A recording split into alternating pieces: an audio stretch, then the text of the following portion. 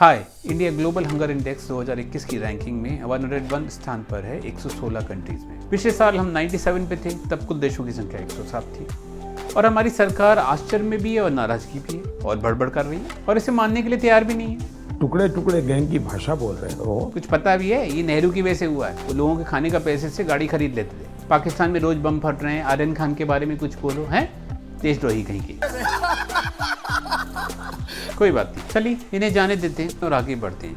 Global hunger index भूख को यानी कि हंगर को ट्रैक और मेजर करता है और बताता है कि कितने लोगों को खाने की समस्या है, कहाँ पर है और कितनी है। ये रिपोर्ट पब्लिश करती हैं दो एजेंसीज, कंसर्न वाइल्ड लाइफ और वेल्थ हंगर वेलफेयर। पब्लिशर्स ने 3 मेन कारण बताए हैं जिसकी वजह से हंगर दिन पर दिन बढ़ती चली जा रही है। क्लाइमेट चेंज की वजह से होने वाले extreme weather event, worsening conflicts और कोविड-19 की वजह से होने वाले हेल्थ और इकोनॉमिक चैलेंजेस। आइए आगे बढ़ने से पहले समझते हैं कि ग्लोबल हंगर इंडेक्स है क्या। इसके 4 मेजर कंपोनेंट हैं जिसके बेसिस पे हम किसी भी कंट्री को एक्सेस करते हैं। पहला है अंडर नरिशमेंट, पॉपुलेशन में ऐसे लोगों की संख्या जिनका कैलोरी इंटेक कम हो। दूसरा इंडिकेटर है चाइल्ड वेस्टिंग, 5 साल से कम के उन बच्चों का समूह जिनका वेट उनकी हाइट के बराबर नहीं है। चाइल्ड स्टंटिंग, ये 5 साल से कम के उन बच्चों का समूह है जिनकी हाइट उनकी एज के हिसाब से नहीं है और क्रोनिक अंडर न्यूट्रिशन दिखाता है। और चौथा है चाइल्ड मोर्टेलिटी, ये 5 साल से कम के बच्चों का मोर्टेलिटी रेट दिखाता है। चाइल्ड वेस्टिंग और स्टंटिंग का डेटा यूनिसेफ, WHO और वर्ल्ड बैंक से आता है, जबकि चाइल्ड मोर्टेलिटी का data United nation inter agency group for child mortality estimation से आता है।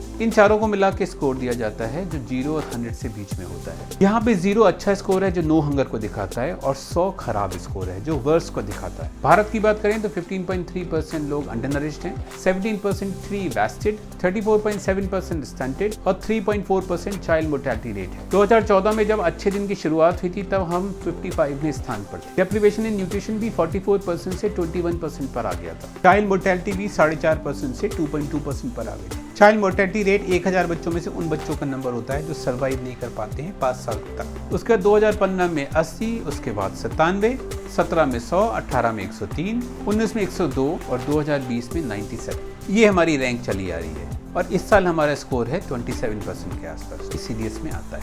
अबे उठ! बोलने दे, तकलीफ हुआ है बेचारे। भारत को 31 उन देशों में शामिल किया गया है जहां भुखमरी सीरियस लेवल पर है। केवल 15 देश हमारे नीचे हैं और हमारे सारे पड़ोसी जी हाँ, हमारे सारे पड़ोसी कि मुझे तेरे घर में रोटी चाहिए। मना किया कि 2-2, 3-3 बार इस चीज को मत बोलो, आ जाएंगे ये। मतलब हमारे सारे पड़ोसी हमारे से आगे। हमारे मीडिया की नज़र में एकदम तहस नहस हो चुका पाकिस्तान 92, झुग्गी झोपड़ी वाला बांग्लादेश 76 और श्रीलंका 64 प्लेस पर है। नेपाल भी हमसे ऊपर है। अब सरकार को इससे मिर्ची लग गई बहुत जोर की। हमारे अंडर 5 मोर्टेलिटी रेट में कुछ सुधार हुआ है। स्टंटिंग और अंडर नरिशमेंट हमारे किड्स में अभी भी बहुत ज्यादा है और जो अलार्मिंग है। इस रिपोर्ट में फूड स्केर्सिटी के बारे में भी चिंता जताई गई है। अब सरकार हमारी बड़ी नाराज हो गई और उसने बहुत सारे इश्यूज निकाल दिए। सरकार का कहना था कि proportion of under nourish population का एस्टिमेशन सच और फैक्ट से काफी परे है और उसके तरीके से यानी मेथोडोलॉजी से भी वो सहमत नहीं है। महिला और बाल विकास मंत्रालय का ये भी कहना है। इस रिपोर्ट का आधार है 4 सवालों का ओपिनियन पोल जिसे गैलप ने टेलीफोन के माध्यम से किया था। चल झूठा। रिपोर्ट को पब्लिश करने वाली जर्मनी की non profit organization Welthungerhilfe ने सरकार के विरोध को गलत बताया है। उसका कहना है कि सरकार अंडर नरिशमेंट को अंडर न्यूट्रिशन से कंफ्यूज कर रही है। इस रिपोर्ट के अनुसार भारत की अंडर नरिश पॉपुलेशन का प्रोपोर्शन 14% से बढ़कर 15.3% हो गया। अब क्योंकि ये खराब हो गया तो सरकार को इससे परेशानी है, पर इसका डेटा देने वाली फूड एंड एग्रीकल्चर ऑर्गेनाइजेशन ने अपने को डिफेंड भी किया है। FAO का जो टेलीफोन आधारित ओपिनियन पोल है वो फूड इनसिक्योरिटी एक्सपीरियंस स्केल है जो ग्लोबल हंगर इंडेक्स में यूज नहीं किया जाता है। GHI में prevalence of under nourishment indicator का इस्तेमाल होता है जिसे हर देश की फूड बैलेंस शीट से बनाया जाता है। अब फूड बैलेंस शीट किसी रेफरेंस पीरियड के लिए होती है और ये किसी भी देश की फूड सप्लाई की कॉम्प्रिहेंसिव पिक्चर होती है। इस शीट में हर फूड आइटम के सप्लाई का सोर्स और उसका यूटिलाइजेशन दिखाया जाता है। अब समझा। सरकार इससे सख्त नाराज है कि इलाके के सारे पड़ोसी जैसे अफगानिस्तान, नेपाल, बांग्लादेश और श्रीलंका के एम्प्लॉयमेंट और इनकम पे कोविड की वजह से कोई फर्क नहीं पड़ा। इसको देख के सरकार का कहना है कि अफगानिस्तान, नेपाल, बांग्लादेश और श्रीलंका के अंडर नरिशमेंट इंडिकेटर में परफॉर्मेंस सुधरा है। ये सही नहीं है। सच ये है कि सिर्फ बांग्लादेश के लिए सुधरा है, बाकी सब में अंडर नरिशमेंट बढ़ा है 2017 से 19 और 2018 से 20 के बीच में। अफगानिस्तान में ये 23 से 25, नेपाल में 4.3 से 4.8, श्रीलंका में 6 से 6.8 प्रतिशत बढ़ा है। वुमेन और चाइल्ड डेवलपमेंट मिनिस्ट्री का ये भी कहना है कि पोल की जगह इस इंडेक्स को अंडर नरिशमेंट इंडिकेटर को कैलकुलेट करने के लिए वजन और लंबाई के मेजरमेंट का उपयोग करना चाहिए। भाई ये तुम लोग लॉजिक कहाँ से लाते हो इतना बढ़िया? अरे मैं क्या बताऊं? पर ये सरकार की अंडर नरिशमेंट इंडिकेटर की मिसअंडरस्टैंडिंग को दिखाता है। अंडर नरिशमेंट में हम किसी देश की उस पॉपुलेशन को रखते हैं जिसका कैलोरी इंटेक कम और वो देश की फूड सप्लाई की डेटा पर बेस है। ये लंबाई और वजन को नहीं नापता है और नापेगा भी क्यों?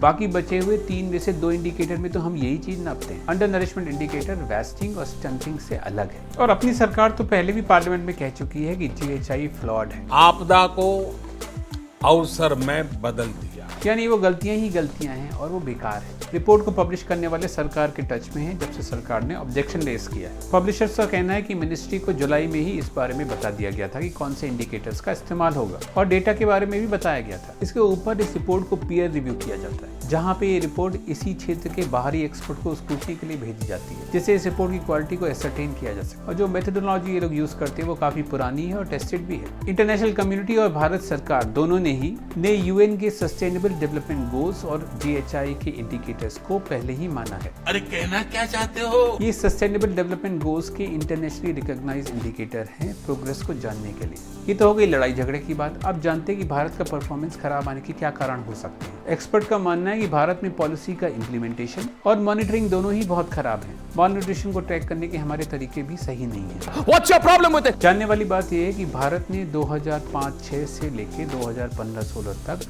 सबसे ज्यादा लोगों को पॉवर्टी से निकाला है। 2005-6 में लगभग 640 मिलियन लोग पॉवर्टी में थे, जो 55% था हिंदुस्तान का। 2015-16 में यही नंबर घट के 369 मिलियन हो गया था, जो सिर्फ 27% है हमारी पॉपुलेशन का। पर कोविड के बाद से लगाए गए इकोनॉमिक रिस्ट्रिक्शन की वजह से 230 मिलियन यानी कि 23 करोड़ लोग पॉवर्टी में फिर से चले गए। ये वो लोग हैं जो प्रतिदिन 375 रुपीज या उससे कम पर गुजारा करते हैं। मगर इतना सेंटी क्यों रहे? इकोनॉमिस्ट जॉन जेरीज और रितिका खेरन ने एस्टिमेट किया है लगभग 100 मिलियन यानी 10 करोड़ लोग PDS से बाहर है और इसका कारण है 2011 के सेंसस का डेटा इस्तेमाल करना। इसी डेटा का इस्तेमाल करके state wise national food security act के अंदर कवरेज कैलकुलेट किया जाता है। सरकार को चाहिए कि वो NFSA डेटा को अपडेट करे प्रोजेक्टेड पॉपुलेशन फिगर्स का इस्तेमाल करके, जिससे नए राशन कार्ड बनवाए जा सके। गरीब बच्चों के न्यूट्रिशन का एकमात्र source mid day meal program covid की वजह से बंद होने की वजह से बच्चों के न्यूट्रिशन पे सीधा असर पड़ा है। लॉकडाउन में स्कूल बंद होने की वजह से मिड डे मील प्रोग्राम भी बंद हो गए थे। सुप्रीम कोर्ट ने इसका नोटिस लिया और सभी राज्यों को निर्देश दिया कि बच्चों को ड्राई राशन दिया जाए, पर कहीं दिया गया कहीं नहीं दिया गया। अब बता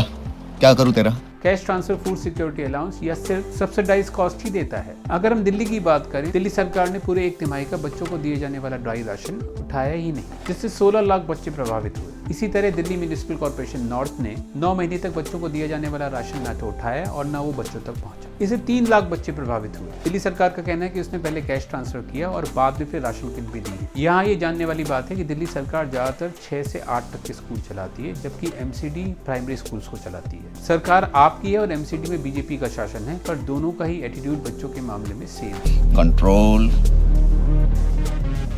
कंट्रोल उदय। बिहार में भी सबसे ज्यादा स्कूल और आंगनबाड़ी सेंटर बंद हुए थे और इसी की वजह से मिड डे मील भी बंद हो गई थी। लाखों बच्चे चावल और अचार या अनियन और रोटी पर ही सर्वाइव कर रहे हैं और वहाँ के बच्चे भी ड्राई राशन का इंतजार कर रहे हैं। यूपी में भी हालात कोई बहुत अच्छे नहीं है और अन्य राज्यों से भी कोई बहुत अच्छी खबर नहीं है। अगर खाना मिल रहा है तो बच्चों को न्यूट्रिशन पूरा नहीं मिल पा रहा। प्राइम मिनिस्टर गरीब कल्याण अन्न योजना पिछले नवंबर में बंद कर दी गई थी, पर अब मई में फिर शुरू की गई। इस योजना में सरकार राशन देती। हालांकि सरकार ने बहुत सारे माइग्रेंट वर्कर्स को भी बिना राशन कार्ड के अलाउ किया था, पर उसके बाद भी बहुत सारे लोग रह गए थे। दिल्ली में 720 million national food security act के अंतर्गत आते हैं और गवर्नमेंट के ऐलान करने के बाद कि हर जरूरतमंद को राशन मिलेगा, चाहे राशन कार्ड हो या ना हो, तो 697 मिलियन और लोगों ने राशन लिया। पिछले साल इस राशन में दाल और तेल भी मिला था, जो हमारे न्यूट्रिशन की काफी रिक्वायरमेंट को पूरा करता था, पर इस साल वो नहीं है और दाल और तेल दोनों की ही कीमतें आसमान को छू रही है। आम जनमानस तक पहुंचने वाले न्यूट्रिशन के सारे साधन इफेक्टेड हुए हैं लॉकडाउन की वजह से। इसी वजह से माल न्यूट्रिशन में बढ़त हुई है। सरकार को चाहिए कि बजाय इस रिपोर्ट के ऊपर सवाल उठाने के, अपनी पॉलिसी का इम्प्लीमेंटेशन और मॉनिटरिंग सुधारे, जिससे कि इन सारी योजनाओं का बेनिफिट ज्यादा से ज्यादा लोगों को मिल सके। अंत में हम फिर वही करेंगे जो हम हर बार करते हैं, अपनी मार्केटिंग करेंगे। अगर आपको वीडियो पसंद आया हो तो इस वीडियो को लाइक करिए, हमारे चैनल को सब्सक्राइब करिए बेल आइकन प्रेस करिए जिससे आपके पास सारी नोटिफिकेशन भी आए। अब हम आपसे मिलेंगे अगले वीडियो में, तब तक अपना ख्याल रखिए, हंसते रहिए, मुस्कुराते रहिए। Bye bye.